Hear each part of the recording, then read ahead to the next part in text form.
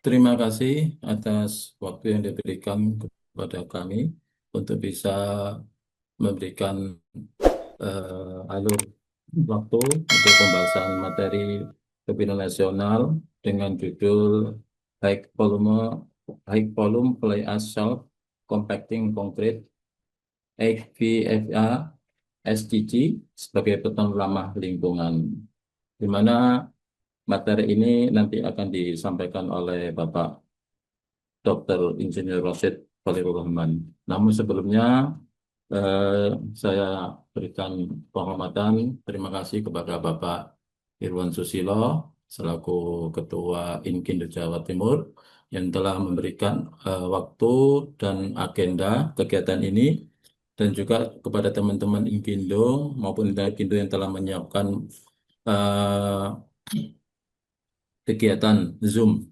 meeting untuk webinar nasional. Juga yang kami hormati Bapak Adi Prawito selaku Ketua Intakindo Jawa Timur. Semoga Intakindo semakin eksis dan semakin banyak jumlah anggotanya untuk jumlah tenaga ahli di Intakindo.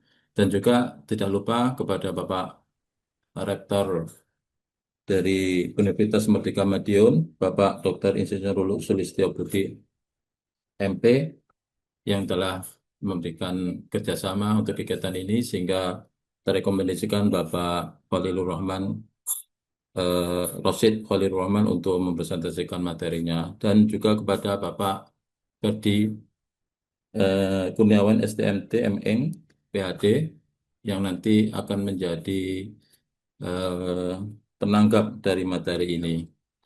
Mohon izin kepada para peserta dan eh, pemateri sebelum webinar nasional dengan materi High Volume Fly Asphalt Compacting Concrete sebagai beton ramah lingkungan, saya mohon izin Pak Khalil Rohman untuk membacakan kurikulum vitae beliau. Diizinkan Pak Nggih, Pak Khalil. Nggih, Nggih, dan monggo. Rosid. Nggih.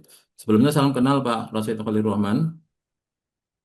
Baik, saya Nggih, bacakan dulu kurikulum vitae beliau agar kita semakin mengenal sosok dari pemateri kita yang akan kita dengarkan nanti, sehingga dengan sangat mengenal beliau nanti akan memantapkan apa yang beliau sampaikan sehingga menjadi ilmu yang berkah buat kita semua.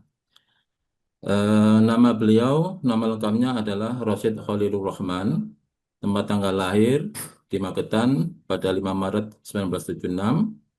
Pekerjaan sekarang adalah dosen. Adapun jabatan akademik adalah sebagai lektor kepala. Instansi yang beliau pegang di Prodi Teknik Sipil Universitas Merdeka Madiun.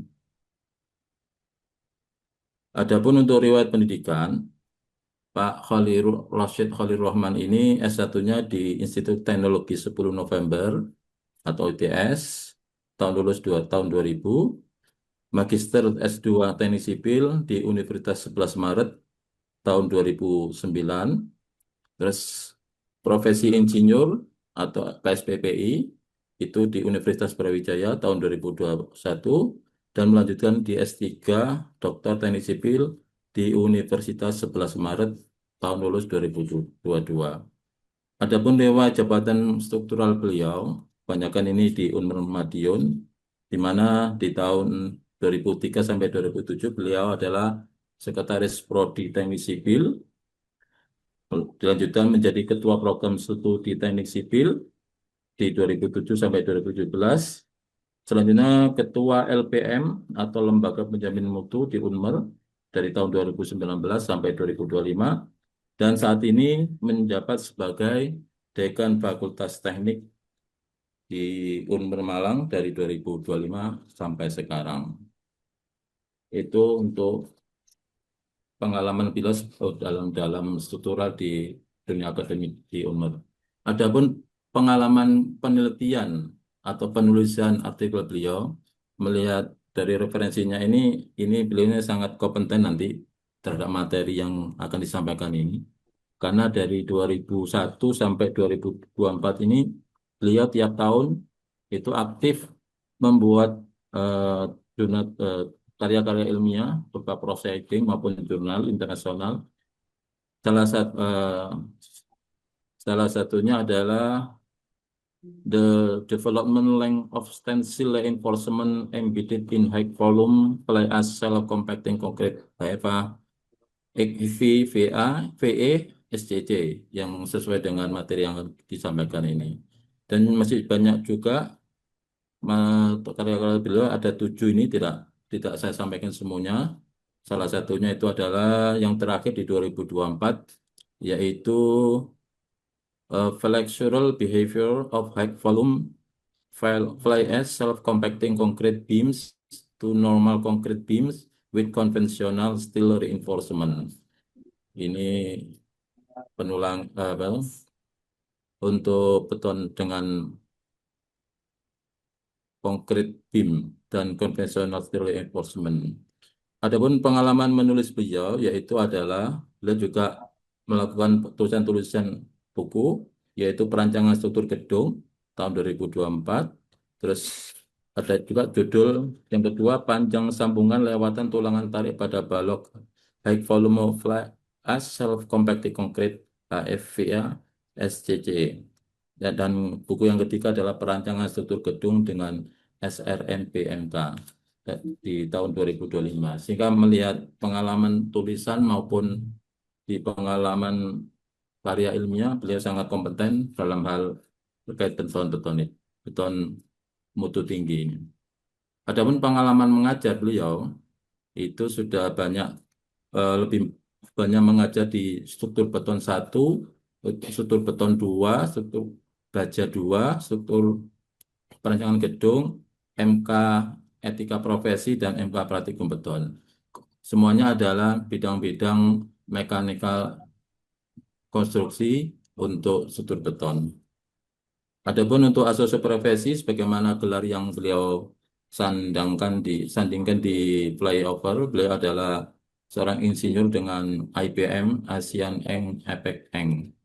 Sehingga asosiasi profesi beliau adalah pada level ASEAN Engineer.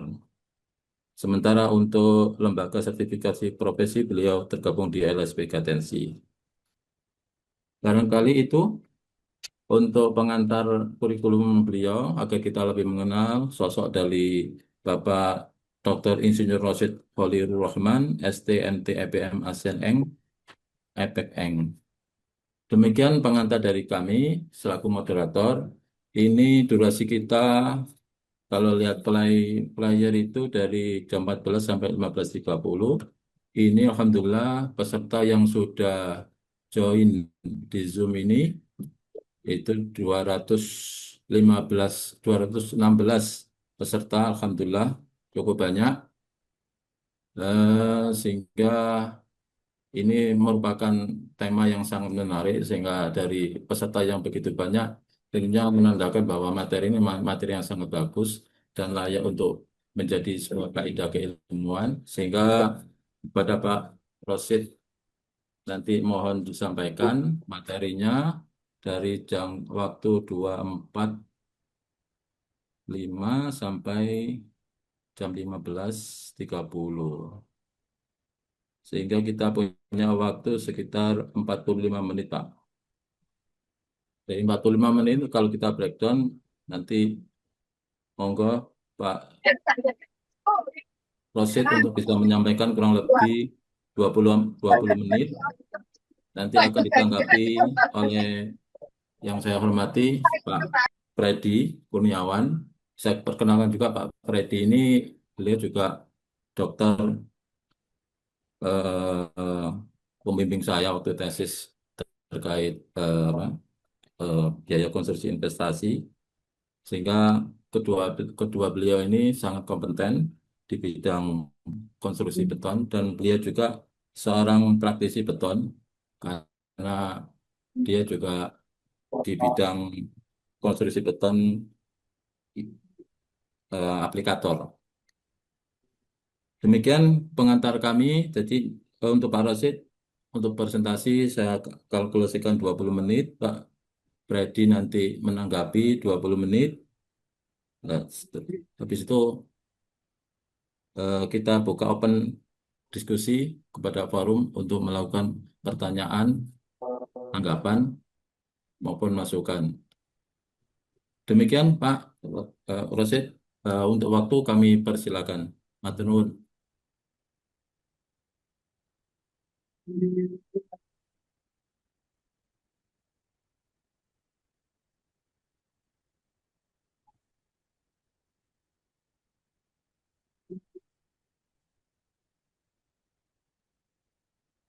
Sebelumnya, apakah materinya bisa terlihat di screen?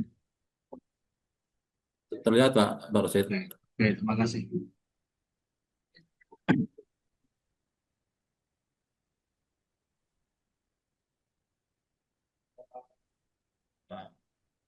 Assalamualaikum warahmatullahi wabarakatuh. Waalaikumsalam warahmatullahi wabarakatuh. Yang kami hormati Bapak Rektor Universitas Medika Madiun, Bapak Dr. Luluk Sulistyo Budi, yang kami hormati Bapak Irwan Susilo selaku Ketua Inkindo Jawa Timur, yang kami hormati Bapak Adi Prawito selaku Ketua Intakindo Jawa Timur, yang kami hormati eh, Bapak Ibu sekalian, yang mohon maaf yang tidak bisa kami sebutkan satu demi satu.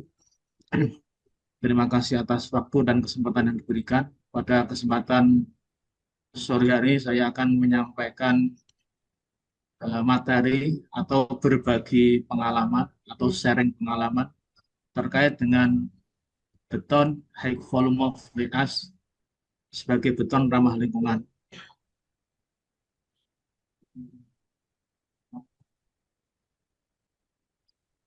Kita tahu bahwa beton adalah material yang banyak dipakai dalam pembangunan infrastruktur, dan kita tahu juga bahwa di dalam laporan GCCA pada tahun 2021 penggunaan semen di dunia ini sudah mencapai 4 miliar ton, dan diperkirakan nanti pada 2050 akan mencapai 9,8 miliar ton. Artinya penggunaan semen sangat meningkat dengan pesat seiring dengan laju pembangunan infrastruktur. Kemudian di sisi lain kita juga mengetahui dari beberapa penelitian, dalam pembuatan 1 kilogram beton maka akan menghasilkan emisi CO2 dari semen dalam campuran tersebut setara dengan 0,83 kilogram. Kemudian dari laporan IPCC menyatakan bahwa pemicu utama dari pemanasan global di dunia ini adalah produksi semen, kemudian pembakaran bahan bakar fosil, dan kegiatan alih fungsi lahan. Dalam beberapa makalah juga disebutkan bahwa industri semen menghasilkan 7% dari total CO2 yang didapatkan oleh aktivitas manusia. Kemudian kita mengetahui atau merasakan bahwa saat ini dunia kita terasa semakin panas. Mungkin kalau kita bandingkan dengan waktu kita masih kecil dulu ya, dengan sekarang panasnya sudah berbeda. Dulu di era pra-industri, level CO2 di atmosfer itu 280 ppm, sekarang sudah mencapai 420 ppm. Dan dampak utamanya adalah pemanasan global, cuaca ekstrim, kemudian kenaikan permukaan air laut, dan pengasaman hutan. Dan di antara penyebab utama dari emisi gas CO2 itu adalah pembakaran bahan bakar fosil, kemudian kegiatan alih fungsi lahan, dan produksi semen, serta aktivitas industri dan konstruksi. Ini yang harus kita sadari. Kemudian beberapa tahun terakhir telah dikembangkan konsep green concrete. Green concrete adalah beton yang memanfaatkan penggunaan bahan limbah atau daur ulang, atau setidaknya sebagai salah satu komponennya adalah bahan yang tidak merusak lingkungan. Ini definisi dari Pak Suhendro 2014. Kemudian tujuan utama dari green concrete adalah mengurangi penggunaan sumber daya alam sekaligus menekan emisi dalam proses produksinya. Kemudian di kajian lingkungan kita kenal dengan konsep reduce, reuse, recycle. Selanjutnya, beberapa dekade terakhir kita mengetahui kalau kita mengikuti perkembangan teknologi beton, maka berkembang dengan pesat. Ada beberapa jenis beton Di antaranya salah satu beton yang mulai dikembangkan saat ini adalah beton SCC, Self Compacting Concrete, beton yang bisa memadat dengan sendirinya. Untuk beton SCC ini, jumlah proporsi partikel kecil cukup tinggi, sehingga menyebabkan kandungan semen yang digunakan lebih banyak daripada beton konvensional. Ini barangkali adalah kelemahan SCC karena dia menggunakan partikel yang kecil, maka kebutuhan semen akan lebih banyak. Kemudian kelebihan SCC, mungkin saya singkat aja karena waktunya. Pertama, pengerjaannya lebih efisien, kualitas dan mutu cukup tinggi, kemudian kemampuan mengalir. Ini adalah ciri khas SCC, mampu mengalir dengan sendirinya dengan memanfaatkan gaya gravitasi. Kemudian estetikanya lebih baik dan lebih ramah lingkungan. Sementara kekurangannya adalah biaya lebih tinggi, kemudian belum ada standarisasi, benar ada potensi segregasi dan pemasalan kuat. Ini adalah metode untuk mendapatkan SCC, di mana ada batas penggunaan batu pecah 50% dari volume solid, kemudian juga eh, batas penggunaan mortar, kemudian ada dosis penggunaan super plasticizer. Ini mungkin ciri khasnya adalah penggunaan super plasticizer. Selanjutnya ini adalah komposisi perbandingan antara SCC dan beton normal atau normal concrete, di mana kita ketahui dari sini bahwa powder dalam hal ini adalah semen pada beton SCC ini lebih besar. Selanjutnya mix design dari SCC. Karena di Indonesia ini belum ada, maka dalam makalah ini atau materi ini akan saya sampaikan dari FNAR 2005. Ini standar atau guideline yang dipakai di Eropa. Untuk powder, eh, tipikal ringnya antara 380 sampai 600 kg per meter kubik, kemudian air 150 sampai 210, agregat kasar 750 sampai 1000 kg per meter kubik, dan agregat kasar untuk agregat halus 48 sampai 5% dari total agregat. Ini tipikal ring dari SCC mid design menurut FNAR tahun 2005. Kemudian kita menyadari kelemahan SCC tersebut, maka eh, salah satu solusi yang ditawarkan supaya SCC lebih ramah lingkungan atau biayanya lebih terjangkau, maka diaplikasikan atau dikombinasikan dengan beton HVFA, beton High Volume Fly Ash. Beton HVFA adalah beton dengan penggunaan fly ash minimal 50%. Ini adalah sebuah peluang juga karena kita tahu menurut peraturan pemerintah tahun 2021 nomor 22 bahwa fly ash ini sudah tidak termasuk bahan B3. Ini adalah sebuah peluang pemanfaatan fly ash di mana ada PP nomor 22 tahun 2021. Kemudian ini adalah gambaran kita mengetahui bahwa ternyata produksi fly ash di Indonesia ini menurut sumber Ibu Eka Putri ITS tahun 2020 ini semakin besar, tapi pemanfaatannya masih sangat terbatas.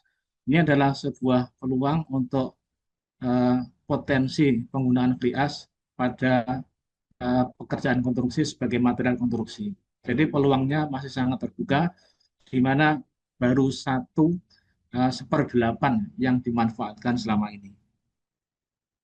Ini adalah visualisasi semen dan fly ash. Selanjutnya, inilah yang dimaksud dengan beton HVFA SCC. Menurut Al-Ghazali 2019, ini adalah beton versi terbaru dan inovasi di bidang teknologi beton, di mana mengkombinasikan antara beton SCC dengan beton HVFA. Jadi SCC di sini sebagian dari semen diganti dengan fly ash dalam kadar minimal 50%. Nah, sementara itu dalam perkembangannya dikenal dengan nama beton HVA SCC.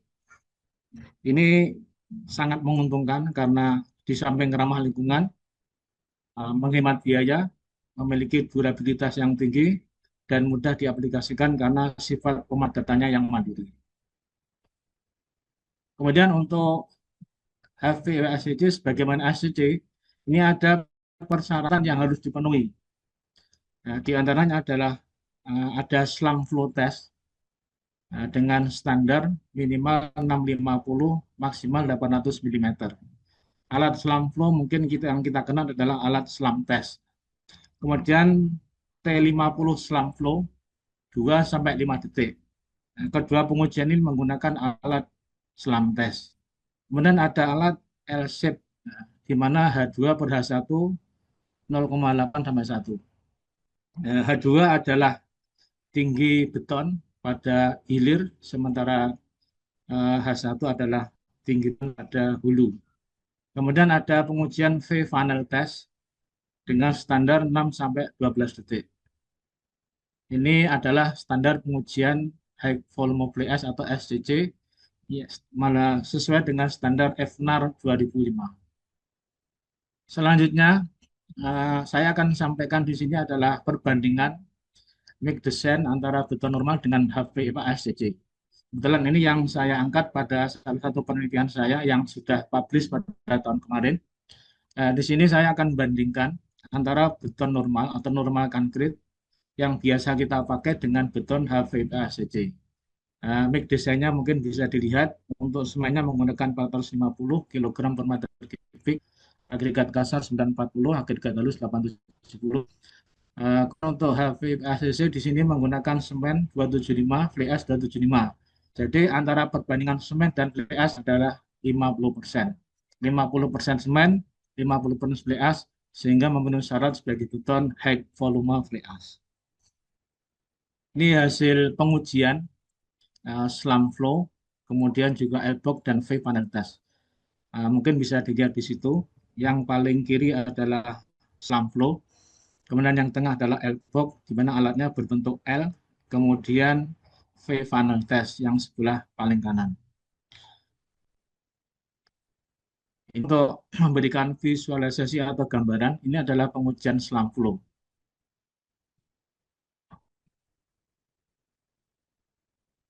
Jadi alatnya menggunakan slump test, kemudian kita isi penuh, kemudian kita angkat. Nah, ini betonnya menyebar. Nah, kita catat yang pertama adalah pada waktu berapa detik dia mencapai 50 cm, dan yang kedua adalah berapa diameter ketika penyebaran beton itu. Jadi betonnya sangat cair. Ini adalah hasil uji tekan yang kita lakukan. Untuk beton normal menghasilkan 31,8 MPa, untuk HVACC menghasilkan 33,12 MPa.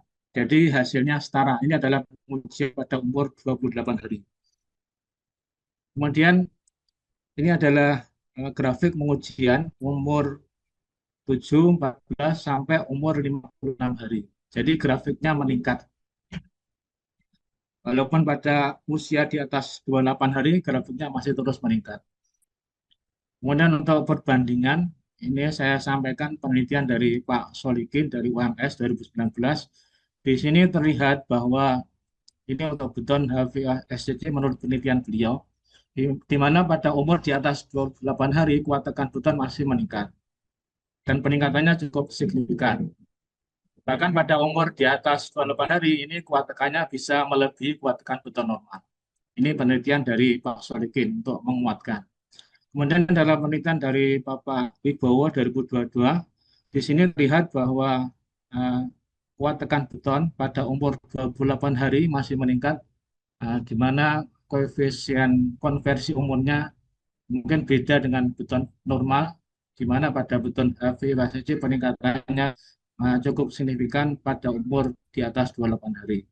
Namun dari pengujian yang kami lakukan pada umur 28 hari, kuat tekan beton HVACC dengan beton normal hasilnya adalah setara, mungkin tidak terlalu jauh, sehingga bisa digunakan untuk perbandingan. Selanjutnya kami sampaikan di sini hasil penelitian kami yang sudah publish tahun kemarin. Kami juga melakukan pengujian dengan benda uji balok beton bertulang, dibandingkan antara beton normal dengan beton HVACC. Dari hasil pengujian terlihat bahwa pola retak antara beton normal dan beton HVACC adalah pola retaknya hampir sama. Dari pengujian yang kita lakukan, pola retaknya tidak jauh berbeda, di mana letak pertama kali di tengah bentang di daerah tarik, kemudian letak semakin berkembang dengan bertambahnya beban, dan akhirnya diikuti dengan hancurnya beton di daerah tekan, dan kegagalan yang terjadi adalah kegagalan flexural failure. Ini hasil pengujian yang kita lakukan dan sudah kita aplikasikan. Kemudian ada sketsa pengujian yang telah kita lakukan tadi. Kemudian ini adalah grafik hubungan antara beban dan displacement, di mana yang garis lurus adalah beton HVACC, yang putus-putus adalah beton normal. Dari gambar ini terlihat bahwa beban yang mampu dipikul antara beton normal dengan beton HVACC ini adalah hampir sama. Bahkan di sini nilainya lebih besar untuk HVACC. Demikian juga kalau kita lihat dari ductilitasnya, antara beton normal dan HVACC ini terlihat juga setara. Bahkan dalam penelitian ini ternyata ductilitasnya lebih baik. Kemudian mungkin tadi yang sudah saya sampaikan, perbandingan antara load yang mampu dipikul dan ductilitas. Di sini terlihat bahwa pada beton normal, balok beton normal dan balok beton HVACC hasilnya adalah setara. Kemudian kalau kita bandingkan dengan rumus yang ada atau rumus ACE, di mana momen nominal adalah AS FJ kalikan D min A per 2 dari hasil pengujian dan dari hasil perhitungan analitis, ini hasilnya juga tidak jauh berbeda. Di mana untuk beton normal hasilnya 1,06, untuk HVACC 1,16. Artinya rumus momen nominal pada beton normal dapat kita gunakan untuk beton HVACC. Kemudian kesimpulan yang dapat saya sampaikan, pertama bahwa penggunaan beton HVACC dapat menghasilkan kuat tekan yang setara dengan beton normal. Tentu saja dengan mid design yang sesuai. Kemudian pola retak beton HVACC dengan beton normal juga bersama, dengan mode kegagalan dalam penelitian yang kami lakukan adalah kegagalan lentur atau flexural failure. Kemudian beban ultimate pada beton HVACC lebih besar, walaupun tidak terlalu jauh, dan displacement-nya juga terjadi lebih besar, dan dapat dikatakan ductilitasnya lebih baik pada beton HVACC. Kemudian formula momen nominal dari rumus ACE dapat kita gunakan untuk memprediksi kuat tekan atau kuat lentur balok HVACC. Kemudian ini kesimpulan yang kelima, yang HVACC dapat direkomendasikan untuk diaplikasikan pada pekerjaan struktur beton bertulang. Ini kemudian ini ada kami contohkan ya, beton HVACC dalam penerapannya di sebuah jembatan Missouri Bridge yang ada di Amerika. Jadi sudah mulai diterapkan di Amerika. Saya kira sekian. Terima kasih. Mudah-mudahan bisa dipahami, dan monggo kalau ada yang mau kita sharing untuk berbagi informasi. Saya kira itu. Terima kasih.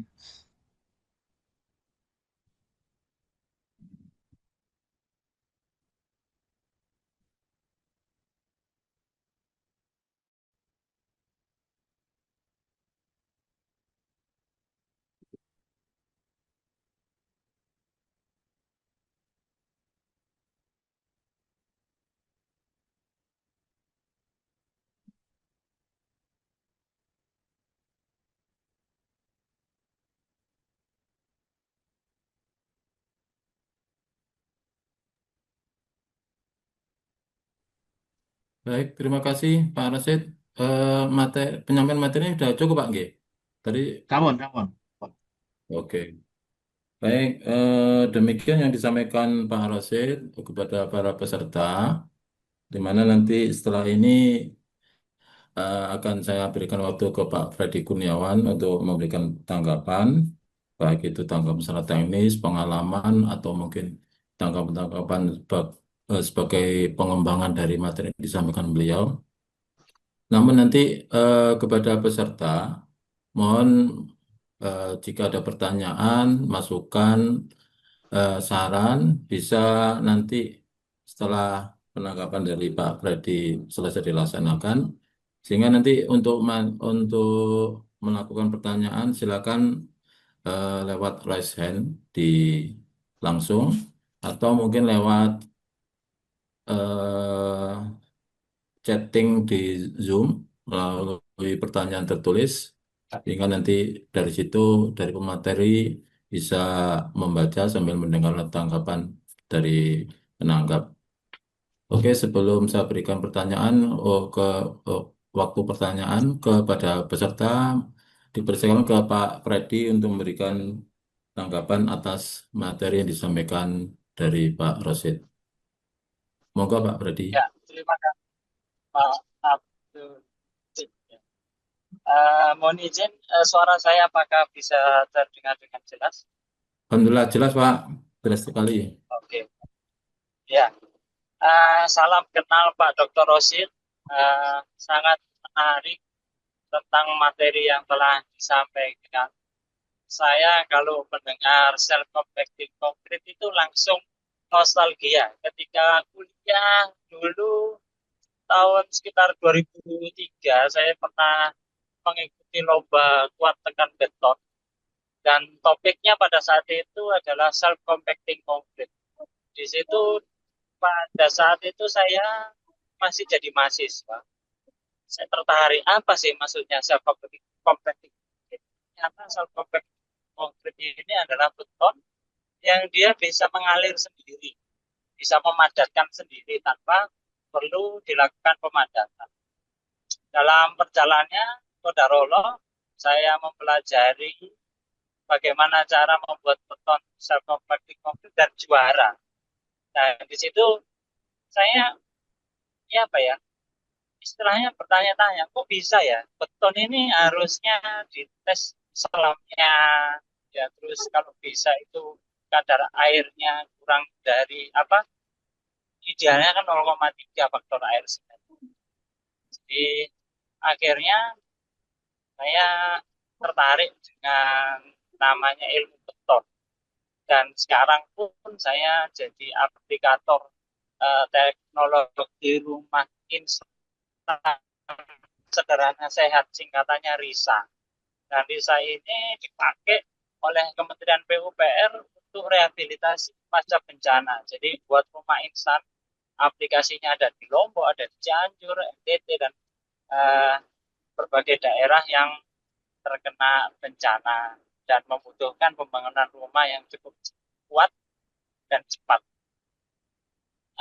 Ada beberapa catatan ketika kami mengikuti lomba itu kita di briefing dulu sama dosen. Harusnya kamu komposisinya ini. Nah, pakai super plasticizer, salah satunya pakai filler namanya itu silica view. Nah, ada beberapa pertanyaan yang nanti bisa dicatat oleh Pak Dr. Rosid. Uh, apakah penelitian yang dilakukan itu menggunakan silica view? Karena yang saya tahu, silica fume ini fungsinya selain sebagai filler, dia itu sifatnya seperti waterproofing. Artinya ketika dia itu apa ya, dicampurkan dengan air, ada istilah namanya itu uh, dry water. Nah, jadi apa ya, powder kalau dikasih air dia itu jadi ini seperti air gitu. Nah, ini juga membantu kelecakan yang dibutuhkan untuk ton tipe self compacting concrete.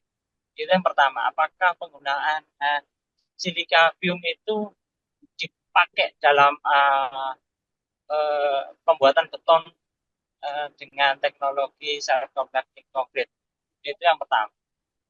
Yang kedua, kalau setiap kali saya mendengar fly ash itu saya itu antara harapan dan ketakutan. Harapannya adalah memang benar silika fly ash itu adalah salah satu teknologi beton geopolimer yang ramah lingkungan, artinya menggantikan fungsi atau ya substitusi sebagian lah. Kalau 100% mungkin masih perlu beberapa catatan. Yang jadi masalah adalah fly ash ini adalah produk dari limbah batu bara. Sedangkan batu bara itu kualitasnya bervariasi. Seringkali ketika kita itu menggunakan fly ash dengan komposisi yang sama tapi sumber yang berbeda, itu mutunya tidak bisa dijamin, Pak. Nah, ini salah satu catatan bagi saya pribadi. Ketika saya menggunakan beton untuk struktural, saya tidak berani, Pak. Karena fly ash ini di Indonesia belum ada standarnya. Standar maksudnya itu klasifikasi fly ash ini sumbernya dari batu bara yang kalorinya tinggi atau kalori rendah. Ketika kita mendapatkan fly ash dari batu bara yang kalorinya rendah, itu fungsi substitusi terhadap semen itu kurang maksimum, yang artinya kita menggunakan fly ash ini sebagai binder, pengikat agregat pasir maupun agregat kasar maupun rigid. Nah, jadi pertanyaan yang kedua, apakah Bapak sudah menentukan jenis fly ash-nya ini sumbernya dari mana, kualitasnya ini apakah bisa secara sustainable, mutunya terjaga atau tidak? Kalau misalnya tidak, itu antisipasinya bagaimana? Artinya pengadaan fly ash ini bisa secara terus kontinu, mutunya tetap standar atau tidak. Nah, terus pertanyaan yang ketiga, saya selain sebagai praktisi beton, saya juga punya laboratorium teknik sipil yang juga istilahnya kita melakukan banyak eksperimen bagaimana kita memadatkan tanah tanpa menggunakan alat pemadam. Jadi kita ada teknologi atau istilahnya ini natrium silikat atau bahasa di pasaran itu water glass. Water glass ini biasa dipakai untuk menguatkan ini Pak, warna batik. Jadi ternyata kalau kita berbicara beton geopolimer, ketika dicampur dengan water glass, dia bereaksi secara sempurna, meningkatkan daya ikat. Jadi kalau saya boleh usul untuk penggunaan beton geopolimer yang memakai fly ash harus didampingi dengan water glass, Pak. Karena ketika kita ada campuran water glassnya, secara mutu bisa terjaga. Dan yang keempat, karena ini adalah sifatnya self-compacting concrete, otomatis faktor air semennya itu kan lebih tinggi daripada beton normal. Yang jadi pertanyaan, di materi yang Bapak sampaikan itu saya belum menemukan faktor air semennya itu berapa persen dari powder lah istilahnya, atau campuran antara semen dan PSI. Mungkin itu sedikit tanggapan dari saya yang mungkin nanti bisa jadi bahan untuk diskusi bersama, khususnya bagi teman-teman yang ingin belajar lebih lanjut tentang teknologi beton. Itu saja dari kami. Terima kasih. Assalamualaikum warahmatullahi wabarakatuh. Waalaikumsalam warahmatullahi wabarakatuh. Terima kasih Pak Freddy atas tanggapannya dan juga pendalaman dari materi yang disampaikan Pak Rosid, di mana jenengan selaku aplikator dari konkret bisa memberikan tambahan-tambahan wawasan berdasarkan pengalaman yang ada. Mungkin dari Pak Rosid sendiri bisa langsung menanggapi Pak dari Pak apa yang disampaikan dan ditanyakan Pak Freddy. Sebelum nanti saya berikan forum diskusi kepada para audien. Matur nuwun, monggo. Oke, terima kasih Pak atas pertanyaannya dan masukannya.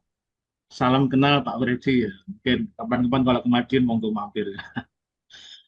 Jadi ini beliau ini sudah punya pengalaman, ya, bahkan ketika mahasiswa dulu menerapkan beton SCC. Dan beberapa pertanyaan tadi mungkin saya akan berusaha menjawab atau menjelaskan. Mudah-mudahan bisa memberikan gambaran. Yang pertama masalah silikavium. Jadi eh, memang silikavium adalah salah satu limbah yang bisa digunakan untuk eh, pengganti sebagian semen. Namun dalam penelitian atau materi yang saya sampaikan, kita tidak menggunakan silikavium. Jadi di sini menggunakan fly ash dan semen. Jadi mungkin itu ya. Kemudian terkait dengan geopolimer, Pak. Jadi beton FVPACC ini adalah beton jenis sendiri, beda dengan beton geopolimer. Kalau beton geopolimer adalah beton tanpa semen. Jadi kalau geopolimer itu beton tanpa semen, di mana dia menggunakan fly ash juga sebagai salah satu materialnya, sebagai matriknya, penyusun matriknya, kemudian menggunakan NaOH dan Na2S4 tadi dikatakan water glass. Jadi ini bukan beton geopolimer, ini beton HVACC. Jadi jenis beton yang berbeda. Nah, untuk beton geopolimer juga sebuah jenis beton yang berpotensi ke depan, karena kalau geopolimer itu beton tanpa semen, mungkin bisa dikatakan sebagai beton masa depan. Kemudian untuk fly ash, mungkin saya akan sampaikan bahwa eh, klasifikasi fly ash ini kita bisa dilihat di ACN C61823, di mana ada kelas C, kelas F, kelas N. Mungkin yang banyak kita temui di Indonesia adalah kelas F dan kelas C. Di mana kalau kelas C itu ya ini ada klasifikasi bahwa ini kalau dilakukan uji kimiawi bahwa SiO2, L23 dan Fe23 kalau dijumlah ini minimal 50%. Kemudian saya juga ingin mungkin di PPT-nya bisa dilihat ya. Di situ saya mengambil salah satu penelitian dari seorang peneliti di salah satu jurnal internasional. Dia menggunakan fly ash tipe C dan tipe F sebagai perbandingan. Nah, dari hasil penelitian tersebut kita ketahui bahwa fly ash tipe F ini ternyata kuat tekannya lebih baik. Jadi kalau ingin memastikan kualitas fly ash, maka dilakukan uji kimiawi untuk mengetahui kandungan kimia terkandung pada fly ash. Kemudian bisa kita lihat dari ASTM C61823, apakah dia masuk kelas C atau kelas F. Sekedar gambaran mungkin dari penelitian di bawah yang saya tampilkan di PPT itu memberikan gambaran bahwa ternyata kelas tipe F ini menghasilkan kuat tekan yang lebih baik. Ini untuk fly ash. Kemudian kaitannya dengan natrium silikat saya kira sudah saya jelaskan dia. Kemudian untuk faktor air semen, kalau kita lihat di mix design, ini bisa kita lihat. Jadi istilahnya di HVACC, kalau di SCC, di beton normal, sekali lagi untuk beton normal dan SCC, ini istilahnya adalah faktor air semen. Jadi kalau di situ misalnya airnya 180 kg per meter kubik, semennya 450. Berarti faktor air semennya ya 180 dibagi 450. Nah, di HVACC ini istilahnya adalah faktor air powder. Jadi di situ perbandingan antara air dan powder. Powder di sini yang dimaksud adalah semen dan fly ash. Jadi semen dan fly ash ini dijumlah.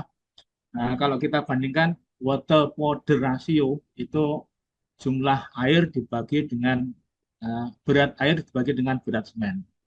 Ini sekedar gambaran di situ bahwa kalau untuk beton normal airnya 180, kemudian semennya 450. Nih, water faktor air semennya berarti 180 dibagi 450. Untuk yang kita lakukan di lab ini menggunakan HVACC bahwa airnya 176, semennya 275 kg per meter kubik, fly ash-nya 275 kg per meter kubik. Ini mungkin yang bisa saya sampaikan, ini penggunaan faktor air semen. Dan perlu diketahui bahwa karena pada HVACC ini menggunakan super plasticizer, maka penggunaan air bisa dikurangi. Di mana kita ketahui kalau jumlah airnya bisa dikurangi, tanpa mengganggu workability, maka kuat tekannya akan semakin tinggi. Saya kira ini jawaban dari saya. Terima kasih atas waktu yang diberikan. Mudah-mudahan bisa memberikan gambaran atau saling bertukar informasi. Terima kasih. Saya kembalikan ke moderator.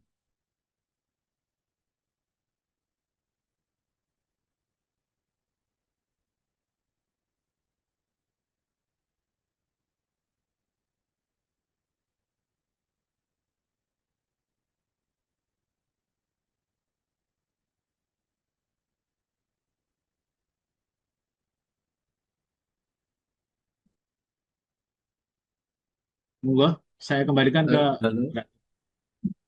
Sampun Pak Rosid. Sampun, sampun. Internet, internet saya tadi pas trouble, ngapunten. Nggih, nggih. Nggih. Eh, untuk Pak Freddy, gimana Pak tanggapannya Pak? Mungkin ada pendalaman atau penjelasan lebih clear lagi dari Pak Freddy terkait tanggapan Ya, jawaban dari Pak Rosid. Monggo. ya. Memang menarik kalau kita berbicara teknologi beton. Dari pengalaman saya menggunakan mix desain yang sama, itu hasil kuat tekannya juga bisa bervariasi. Ya, ini sekedar kita punya pengalaman. Jadi memang catatan buat teman-teman semua, apabila kita bermain teknologi beton, ada beberapa faktor yang harus kita perhatikan. Salah satunya itu adalah kadar lumpur. Jadi ketika kita sudah menggunakan komposisi yang sama, eh, kita belum tentu akan mendapatkan hasil yang sama ketika kita lalai dalam menguji kadar lumpur di agregat baik pasir maupun kerikil. Ketika itu agregat pasir atau kerikil di atas 5%, yang terjadi pernah saya membantu uh, mendampingi kasus di ruang terbuka hijau alun-alun Kediri sampai sekarang itu masih bermasalah. Jadi untuk beton yang diisyaratkan tidak sesuai. Padahal itu menggunakan jasa ready mix. Ternyata asumsi awal adalah menggunakan clay ash karena warna betonnya itu kekuning-kuningan. Karena kita tahu sendiri kalau kita menggunakan beton dengan clay ash warnanya itu agak coklat kekuning-kuningan. Setelah saya tanya, tidak ngaku, bilangnya tidak pakai clay ash. Ternyata kadar lumpurnya 8%. Nah, dari sini kita bisa belajar bersama bahwa ketika kadar lumpur itu lebih dari yang diisyaratkan adalah maksimum 5%, maka semen atau binder pengikat yang lain itu tidak bisa istilahnya itu tidak ngangkat lah. Kalau kita pakai hitung-hitungan di lapangan, misalnya kita berbicara mutu K300, paling gampang ya yaitu semennya adalah 300 kg per meter kubik. Nah, ya bahasanya di situ semennya sudah di atas standar, tapi tetap karena kadar lumpurnya di atas apa namanya 5% sehingga mutunya drop. Nah, yang mau saya tanyakan, apakah ketika membuat sampel beton itu kadar lumpurnya sudah diuji di bawah 5% atau tidak. Nah, sebagai catatan, ini saya punya hipotesis ya.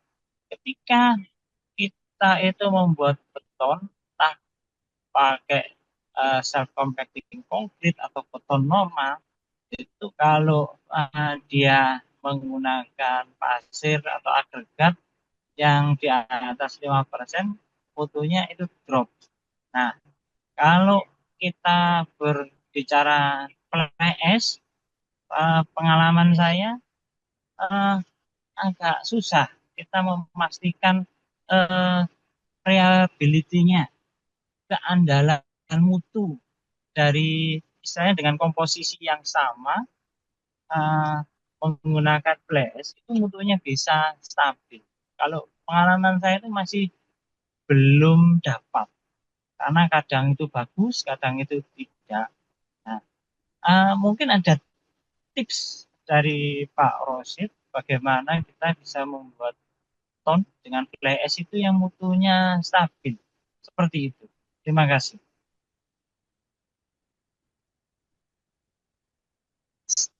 Baik, terima kasih tanggapan dari Pak Freddy untuk tanggapan yang kedua. Sekaligus juga ada pertanyaan eh, penekanan lagi nih Pak Rasid dari Pak Freddy terkait kadar lumpur sama reliability dari beton. Moga mungkin sebelum forum bertanya, mungkin Pak Rasid bisa menanggapi, memberikan Terima kasih. hak jawab. Terima kasih. Yang pertama terkait dengan kadar lumpur. Tentu saja untuk kadar lumpur harus kita lakukan pengecekan, Pak. Jadi untuk agregat kasar tidak boleh melebihi 1%, untuk agregat halus tidak boleh melebihi 5%. Kalau ini tidak memenuhi syarat, kadar lumpurnya lebih besar dari yang dipersyaratkan, tentu saja kuat tekannya pasti akan berkurang. Pasti kuat tekannya nggak akan tercapai. Jadi yang pertama kita harus pastikan bahan yang kita pakai memenuhi syarat. Termasuk di sini adalah kadar lumpur untuk pasir dan untuk gerigi. Saya kira itu ya. Kemudian untuk masalah PLS saya kira sama dengan yang sudah saya jelaskan tadi, bahwa ada PLS tipe F, ada PLS tipe C. Nah, kalau kita ingin mengetahui ya kita harus ngambil sampel, kita bawa ke lab, kita uh, cek kadar kandungan kimianya. Kemudian juga untuk untuk pekerjaan konstruksi yang lebih besar maka harus dibuat job terlebih dahulu. Misalnya kita buat job make untuk mutu sekian, PLS-nya sekian persen. Kemudian ditambah dengan misalnya menggunakan SP. Saya kira salah satu solusinya kita harus membuat job make terlebih dahulu. Saya kira itu. Yang jelas untuk kualitas material harus kita pastikan, baik terhadap kadar lumpur, kemudian terkait dengan Los Angeles test dan sebagainya harus memenuhi syarat.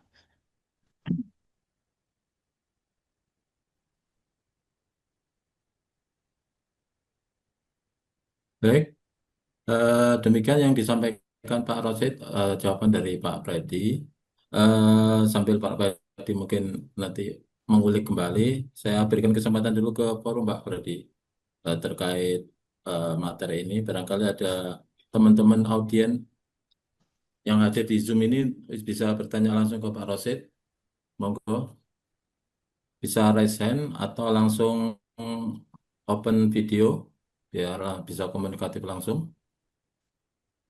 Atau lewat chat, pertanyaannya monggo.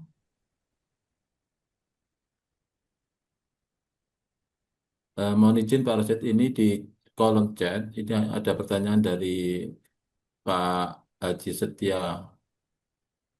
Izin tanya Pak Khalilur, jenis fly ash yang seperti apa yang memiliki kualitas tinggi hingga bisa menjadi suplemen Dressman PCC yang saat ini dan berapa komposisi yang menghasilkan kualitas tinggi.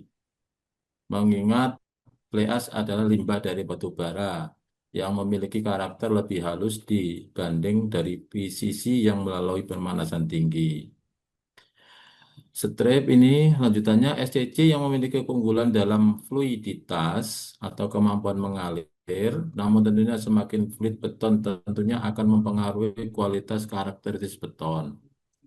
Apakah hal ini tidak menjadi masalah? Apakah komponen tambahan superplastisir sebagai komponen mampu memberikan nilai karakteristik naik? Ada pertanyaan semacam itu, Pak. Bisa dipahami, Pak? Nggih? Nggih. Terima kasih. Jadi yang pertama jenis flash.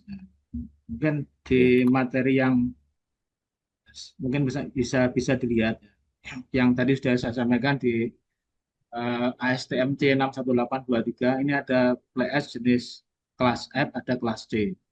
Untuk yang lebih baik adalah yang kelas F. Tahunya ya dari hasil pengujian atau dari produk yang dikirim. Mungkin ada hasil pengujian lab bisa kita ketahui kelas C atau kelas F. Nah, kemudian untuk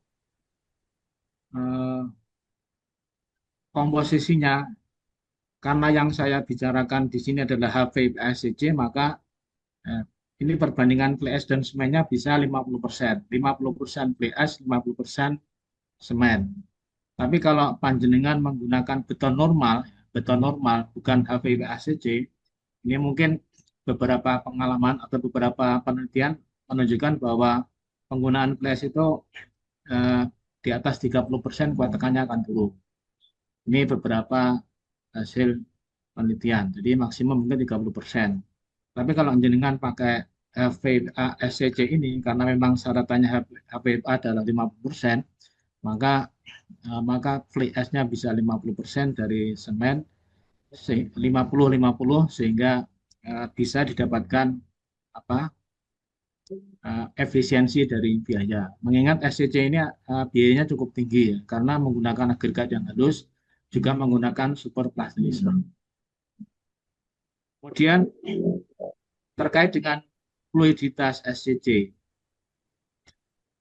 Nah, jadi kalau selama ini mungkin kita mengenal teori apa SLAM atau apa faktor Harassment ya.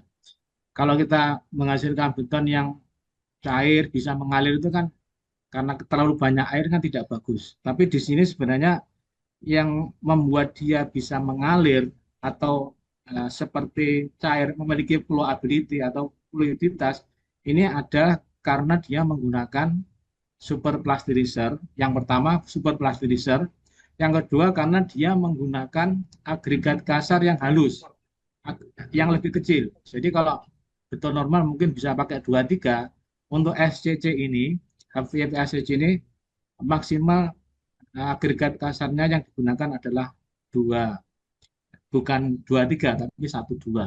Jadi agregat kasarnya lebih halus. Karena kalau tidak lebih halus maka dia tidak akan bisa memenuhi syarat SCC. Jadi maksimal ya menggunakan 1-2 sehingga dia bisa memiliki kemampuan mengalir, kemudian dia bisa menerobos tulangan. Karena untuk SCC atau HVS ini tanpa menggunakan pemadatan mekanis. Dia bisa memadat dengan sendirinya, dia bisa mengalir, menerobos sela-sela tulangan. Karena itu harus digunakan agregat kasar yang lebih kecil, menggunakan 1-2. Dan sekali lagi menggunakan super plasticizer. Nah, karena dia menggunakan super plasticizer, maka jumlah air yang dibutuhkan bisa lebih kecil. Mungkin bisa dikurangi sampai 30% sehingga kuat tekannya akan didapat kuat tekan yang lebih baik. Saya kira itu, Pak. Oke. Oke, Kalau Pak. bentuk super plasticizer itu apa fly ash-nya atau bentuk Eh, serbuk yang lain, Pak? Rosid? Plasticizer itu kalau di pasaran mungkin bentuknya cair. Jadi Air ya. bisa yang pernah kami gunakan menggunakan produknya Konsol dari PT Kimia Beton Indonesia. Yang kedua mungkin bisa menggunakan Sika, produknya Sika. Menggunakan produknya Sika yang pernah kami gunakan Sika Viscocrete 3115N, produk PT Sika Indonesia. Ini yang pernah kita gunakan. Hmm. Iya, iya. Jadi Karena di yang anal, ana- karena di analisa beton itu muncul komponen super plasticizer itu, Pak. G itu semacam cairan, mungkin Cairan ya. bisa didapat dari PT Konsol yang pernah kita pakai PT Konsol, kemudian juga dari produknya Sika, Sika Viscocrete 315 3115N. Ini mungkin sekedar referensi yang pernah kita pakai. Oke. Kebetulan kami dulu waktu eh, melakukan penelitian ini di Varia Usaha Beton di Surakarta. Kami juga pertama. Jadi ketika awal saya juga sempat ragu-ragu. Jadi pengalaman termasuk dari penyedia penyedia dari apa Varia Usaha Beton itu juga ragu-ragu. Ini masa bisa jadi gitu. Ini sekedar gambaran yang kita pesankan waktu itu ya Iya, di iya. Varia Usaha Tanya. Beton. Nah, Kemudian kita ininya membawa gimana? super plasticizer sendiri. Eh, Ya. Oke, oke. Baik, mungkin ini pertanyaan dari Pak Haji Setia, Pak Setia B ini open video. Mungkin ada tanggapan lanjutan, Pak. Monggo.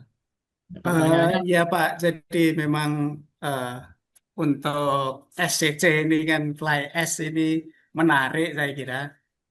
Kalau untuk struktur utama memang mungkin kami juga ini agak masih ragu sebagaimana tadi penanggap menyampaikan, tetapi kami juga dengan kompetensi Pak Holilur ini kan wah, ada penelitian yang lebih unggul lagi tapi dari pengalaman kami yang kami terapkan di mungkin perumahan gitu, pernah menggunakan fly ash yang di pasaran itu tidak berani Pak menggunakan untuk struktur yang utama. Tapi karena waktu itu mungkin belum sampai kepada penelitian seperti yang Iya. dilakukan Pak Kolilur gitu.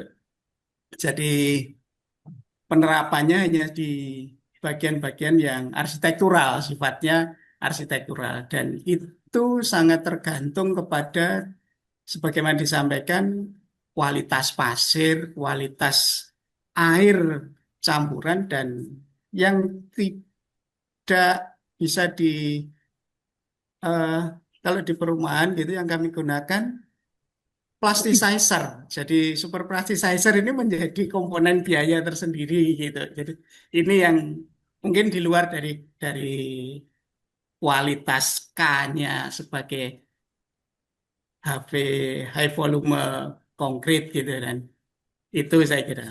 Jadi saya kira kami paham bahwa ini sesuatu yang baru saya kira. Jadi mungkin harus harus kalau diterapkan di struktur mungkin bagi yang tingkatannya perumahan kecil agak ada tambahan cost tersendiri saya kira Pak. Karena fly ash ini kami yang hasil yang sampai dengan post build sampai dengan saat ini agak agak ada kendala kami karena dengan pencampuran material yang di lapangan kualitasnya tidak terkontrol dengan sangat baik seperti halnya di penelitian saya kira. Jadi matur nuwun Pak Rosid dari Oke, penjelasannya. terima Sukses kasih selalu Pak Pak Rosid. Setia atas tanggapannya. Untuk selanjutnya ke Pak Tony Hartono yang sudah resign. Monggo open video Pak. Ya, Pak, terima kasih. Assalamualaikum warahmatullahi. Salam kenal Pak Waalaikumsalam. Rosid. Oke, selamat malam, Pak. Bisa minta tolong di-share yang hijau itu? Untuk share hijau, bisa enggak ya? Yang mana, Mau Pak? tanya pakai share. Share yang hijau itu. Masih host cannot sharing.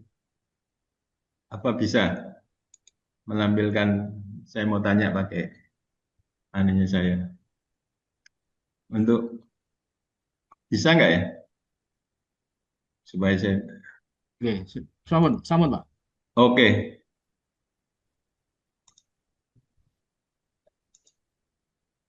Nah, ini bisa dilihat ya. Ini saya bikin mix design ya, menggunakan SNI 7656 2012. Nah, pakai caranya ini normal. Kemudian yang tadi dikatakan pakai HVFA. Nah, ini kan termasuk pozzolanik. Nah, dalam perhitungan yang saya pakai yang normal, misalkan 33, hasilnya itu menggunakan Excel, pakai makro ini ada tulisan makronya. Kita mendapatkan hasil seperti ini, misalkan untuk 33 itu. Kalau versi berat, kemudian versi volume ini. Nah, pertanyaan saya di fly ash tadi, kan ini yang normal, yang pakai yang bukan HV, high volume ya. Jadi yang ini yang biasa, yang pakai 15%. Nah, pada saat ini, kalau yang pakai HV itu, kita tadi kan komposisinya semennya kan turun sampai fly ash maupun semen bisa sama. Nah, mungkin pertanyaan saya, apa ada formulanya agar kita bikin pakai ini dulu? Nggak perlu pakai perhitungan secara trial, kan trial itu kan ini pada saat normal. Nah, pakai HV itu apa mungkin ada rumusnya tersendiri sehingga nanti akan menghasilkan fly ash-nya sama dengan semen. Itu pertanyaan saya, Pak. Namun, Pak. Oke, monggo Pak Rasid. Ini Terima antar kasih dosen ya. ini. Salam Nggih, kenal Pak Tony. Jadi, Ya. beliau juga ahli struktur, ahli nggih, antar beton dosen, juga. para Salam. akademisi. Monggo, Oke, terima tanggapi. kasih Pak. Jadi eh, kita buat vape ACC ini awalnya pakai trial mix. Jadi awalnya menggunakan campuran A dengan faktor air semen 0,4. Kemudian menggunakan trial lagi. Sampai kita dapatkan kuat sekitar 30 MPa. Ini proses yang kita jalani waktu kita melakukan penelitian. Jadi memang waktu itu masih trial mix.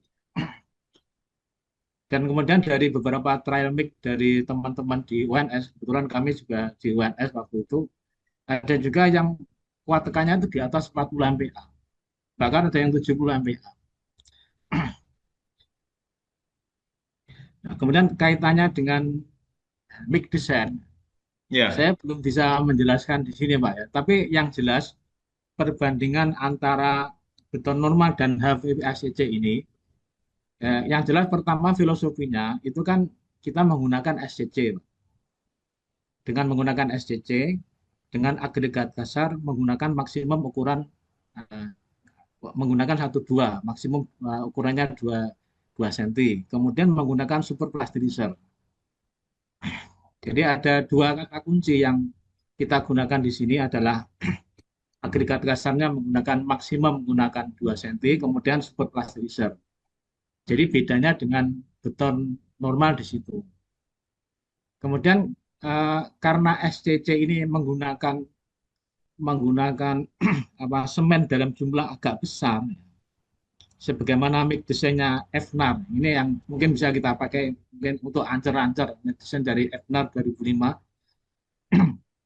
Nah, maka untuk mengurangi jumlah semen, karena kalau kita menggunakan SCC murni pasti dianya lebih besar, Pak. Itu pasti ya. Terkait dengan penggunaan super plasticizer misalnya.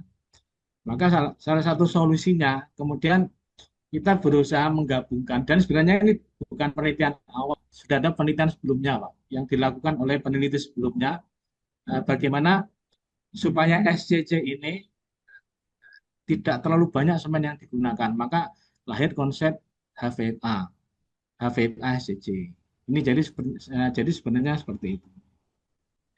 Jadi bedanya memang kalau kita menggunakan mix design 7656 2012 ini untuk beton normal. Agregat kasarnya bisa menggunakan 23 dan tanpa menggunakan super plasticizer. Nah, dan ternyata memang super plasticizer ini tidak hanya membuat beton ini menjadi campuran beton menjadi cair atau memiliki fluidity atau fluiditasnya tinggi, tapi tidak hanya itu saja, ternyata juga dengan super plasticizer ini juga bisa meningkatkan kuat tekan.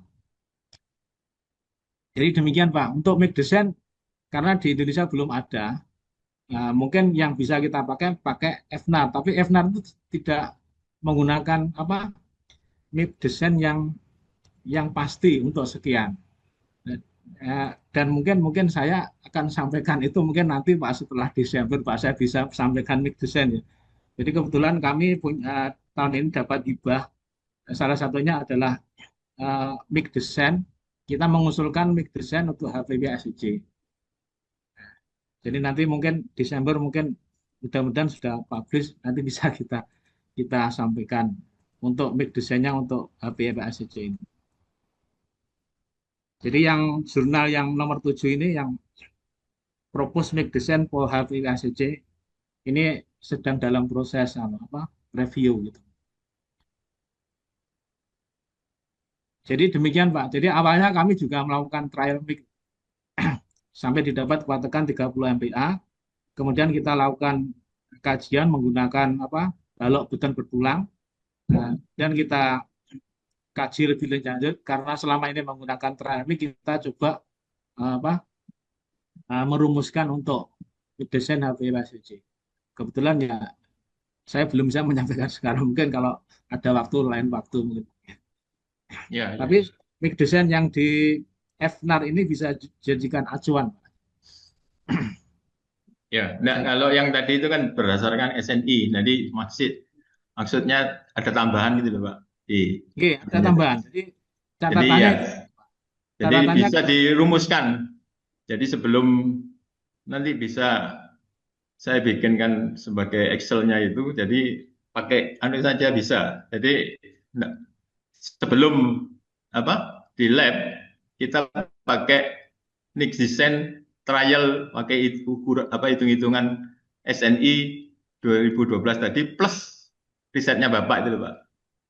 oke, monggo. Jadi Yang jelas jadi kalau bisa. yang Tadi turun oke. langsung tadi kan 79 sama 340 jadi 25 itu untuk K yang FC aksennya FCK-nya 33 MBA. Jadi nanti bisa. Oke, Pak, monggo. Yang jelas itu kan kalau beton normal kan tidak pakai super plasticizer. Dan agregat kasarnya juga tidak dibatasi 1-2.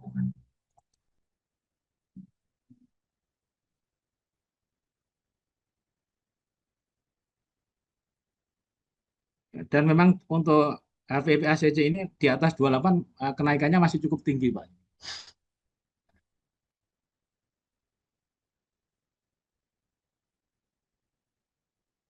Jadi faktor koreksi umur beton ini untuk HVP ACC berbeda dengan beton normal juga.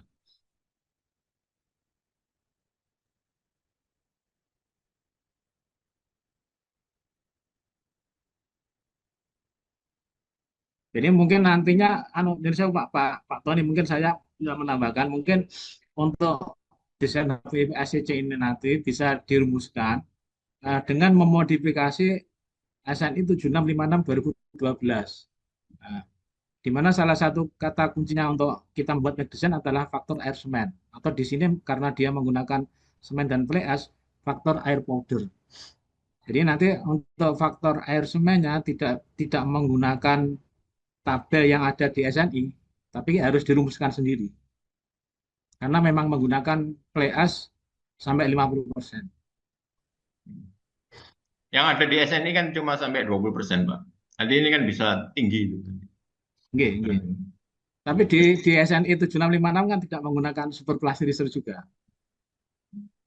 Ya masih tidak apa namanya tidak ramah lingkungan. Kalau yang Bapak bilang ini kan untuk yang ramah lingkungan, jadi cocok gitu. Jadi kita bisa rumuskan bikin lagi Excel saja. Jadi hasilnya setelah itu dites. Oke. Jadi kuncinya di Pak, faktor air powdernya. Mungkin jenengan mungkin bisa menggunakan Excel jenengan. Mungkin faktor air powdernya nanti dirumuskan tersendiri berdasarkan penelitian yang dilakukan di laboratorium. Jadi Ya. untuk faktor air semen, kalau di HPLC faktor air powder memang ini berbeda. Jadi kalau dibuat grafik mungkin hasilnya akan berbeda. Jadi mungkin bentuk lengkungnya mungkin yang mendekati logaritmik atau eksponensial, ya mungkin akan sedikit berbeda kelengkungannya. Pasti.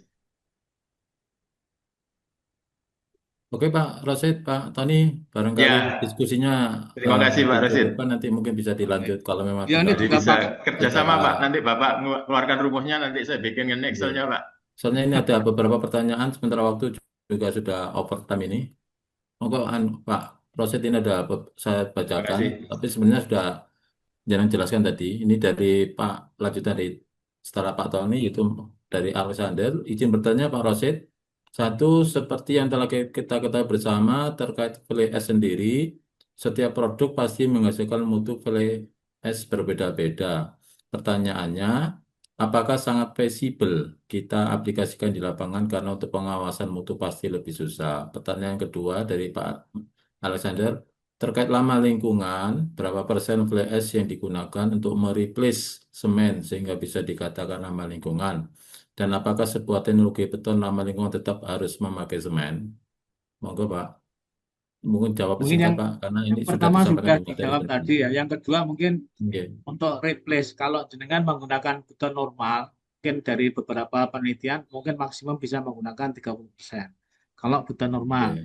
Kalau menggunakan HVACC, karena ini HVA, Pak. Jadi karena namanya aja HVA, High Volume Fly Ash, di mana High Volume Fly Ash itu kalau di ACE memang disyaratkan minimal 50%. Maka kalau menggunakan HVACC ini minimal semennya di replace dengan PS 50%.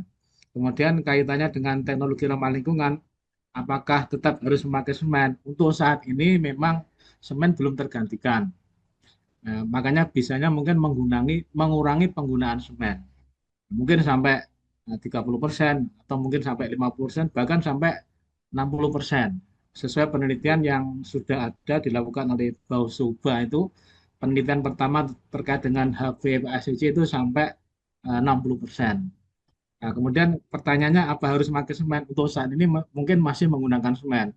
Tapi sekarang ini juga sudah berkembang teknologi beton geopolimer. Beton geopolimer adalah beton tanpa menggunakan semen. Tetap menggunakan fly ash atau mungkin menggunakan material yang lain. Dan sebagai matriknya bisa menggunakan apa, menggunakan slag misalnya. Nah, kemudian untuk Barangkali untuk izin Pak Rosid, untuk geopolimer apakah nanti bisa diangkat materi tersendiri Pak? Kayaknya ya bagus juga ini. ya monggo. Oke. Kebetulan Oke, nanti kami karena beberapa mahasiswa kami di Unpar juga meneliti beton geopolimer dan kemungkinan oke. penerapannya di lapangan. Jadi kalau beton geopolimer memang beton tanpa semen. Salah satu matrik untuk membentuk beton dengan menggunakan NaOH Na2SO4. Namun karena NaOH Na2SO4 itu harganya cukup tinggi untuk saat ini, mungkin kalau diterapkan ya belum memungkinkan karena biayanya cukup tinggi, Pak. Jadi salah satu kelemahannya mungkin beton polymer adalah di situ karena biayanya agak tinggi sehingga kalau meninggalkan semen untuk saat ini masih belum memungkinkan. Salah satu solusinya ya mengurangi penggunaan semen. Yang solusi yang kita tawarkan dalam penelitian yang kami lakukan ini menggunakan sampai 50%. Jadi sebelumnya saya sendiri juga ragu-ragu, Pak, kok bisa menggunakan 50% menggantikan semen dengan 50% ini apakah kuantitasnya terpenuhi. Nah, ternyata setelah dilakukan pengujian ternyata hasilnya juga memenuhi. Bahkan diaplikasikan pada material balok ini ternyata juga bisa memenuhi syarat. Iya, Ya iya. mungkin beberapa paper yang saya sempat share tadi mungkin bisa di apa jadikan referensi lah mungkin. Iya, iya, Pak Rosid. Yang desain mungkin nanti yang Desember mungkin nanti akan publish di salah satu jurnal internasional yang terkait Iya, dengan big design. iya. Ini karena waktunya Pak terbatas, ini ada satu pertanyaan lagi Pak, mungkin pertanyaan terakhir yang disampaikan Mas Khairul Razikin. Untuk efisiensi hasil pengujian didapat perbandingan berapa persen dari beton normal? Ini maksudnya efisiensi biaya Pak Ngi.